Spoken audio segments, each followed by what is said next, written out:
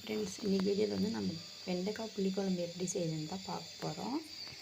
அதுக்கு தேவையான பொருள் வந்து வர கொத்தமல்லி 2 கொஞ்சமாக எடுத்து வச்சுருக்கேன் ஃப்ரெண்ட்ஸ். அடுத்து மிளகு சீரகம் கொஞ்சம், பெரிய வெங்காயம் வந்து நான் 2 சின்ன சின்னதாக கட் பண்ணி வச்சுருக்கேன். நீங்கள் வந்து சின்ன வெங்காயம் தான் போட்டுக்கிட்டிங்கன்னா நல்லா டேஸ்ட்டாக இருக்கும். அடுத்தது வந்து பூண்டு வந்து ஒரு 5 புள்ளி எடுத்துருக்கேன் ஃப்ரெண்ட்ஸ். வரமிளகா வந்து ஒரு 4 எடுத்து வச்சுருக்கேன். தக்காளி 3 ஃப்ரெண்ட்ஸ். இவங்களை வந்து நம்ம வதக்கிக்குவோம். வாங்க வதக்கிட்டு அதுக்கப்புறம் பார்ப்போம். பாருங்கள் ஃப்ரெண்ட்ஸ், நம்ம வந்து இப்போ இதெல்லாம் வதக்கி வச்சுருக்கோம்.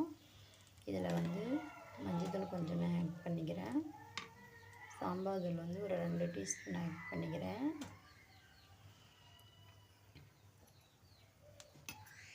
பொட்டுக்கடலை கொஞ்சமாக ஆட் பண்ணிக்கலாம். நான் வந்து சும்மா கொஞ்சமாக போடுறேன். நீங்கள் காய்க்கு ஏற்ற மாதிரி போட்டுக்கோங்க. ஓகே ஃப்ரெண்ட்ஸ், இப்போ இதோட கொஞ்சமாக புளி சேர்த்து ஒரு மிக்ஸி ஜாருக்கு மாற்றி அரைச்சி எடுத்துக்கலாம். வாங்க பாருங்கள் ஃப்ரெண்ட்ஸ், இப்போ நம்ம பேஸ்ட்டை அரைச்சி வச்சுருக்கோம். வாங்க எப்படி செய்யுதுன்னு பார்ப்போம். பாருங்கள் ஃப்ரெண்ட்ஸ், பாத்திரம் சூடாகிடுச்சு. நான் வந்து கூட்டு வணக்கிறேன் இதிலையே வந்து எடுத்துருக்கேன். நீங்கள் வேறு பாத்திரம் எடுத்துகிட்டு வந்தாலும் எடுத்துக்கோங்க. எண்ணெய் கொஞ்சம் அதிகமாக சேர்த்துருக்கேன். இப்போ வந்து எண்ணெய் சூடானதும் நான் வந்து வடகம் சேர்க்க போகிறேன். கடுகு சேர்க்கல ஃப்ரெண்ட்ஸ். வடகம் சேர்த்து செஞ்சு பாருங்கள், அவ்வளோ ஒரு மணமாக இருக்கும்.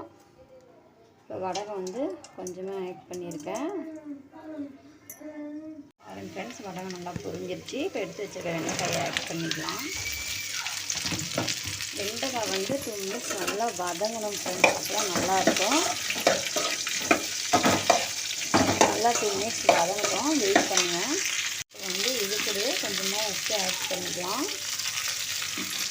உப்பு ஆட் பண்ணி ஒரு 2 மினிட்ஸ் இப்போ நல்லா வதங்கட்டும், வெயிட் பண்ணுங்கள்.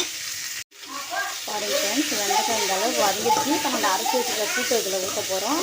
நான் வெண்டைக்காய் வந்து வேறு பாத்திரத்தில் மாற்றிக்கிறேன்.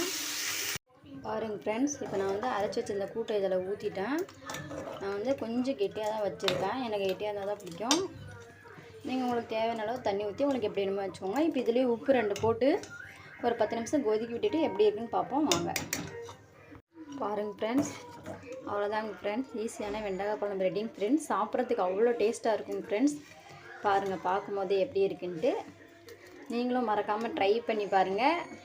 மறக்காமல் ஒரு லைக் பண்ணுங்கள், ஷேர் பண்ணுங்கள், கமெண்ட் பண்ணுங்கள் ஃப்ரெண்ட்ஸ். ஓகே ஃப்ரெண்ட்ஸ், அடுத்த வீடியோவில் பார்ப்போம். பாய். ஹாய் ஃப்ரெண்ட்ஸ், நாம் வந்து இப்போ செஞ்சு முடிச்சுட்டு வாங்க எப்படின்னு சாப்பிட்டு பார்க்கலாம். அவ்வளோ அருமையாக இருக்குது ஃப்ரெண்ட்ஸ். நீங்களும் இந்த மாதிரி வீட்டில் ட்ரை பண்ணி பாருங்கள். சாப்பிடாத குழந்தைங்க கூட சாப்பிடுவாங்க விரும்பி. உங்களுக்கு பிடிச்சிருந்துச்சுன்னா லைக் பண்ணுங்கள், ஷேர் பண்ணுங்கள், கமெண்ட் பண்ணுங்கள், சப்ஸ்கிரைப் பண்ணுங்கள். பாய். அடுத்த வீடியோவில் பார்க்கலாம்.